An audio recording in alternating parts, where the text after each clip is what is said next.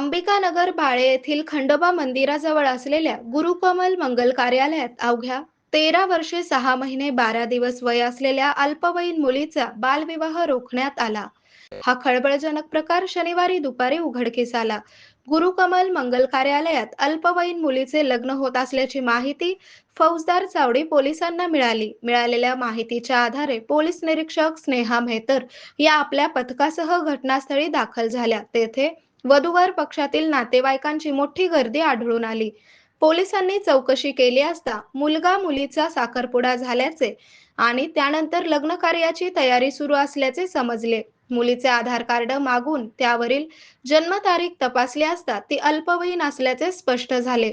पोलिसांनी वधूवर पक्षातील संबंधितांना बालविवाह प्रतिबंधक कायद्याबाबत समजावून सांगितले व दोन्ही कुटुंबाचे समुपदेशन केले. त्यानंतर अल्पवयीन मुलीला बाल कल्याण समितीसमोर हजर करण्यात आले आणि तिचा बालविवाह रोखण्यात आला.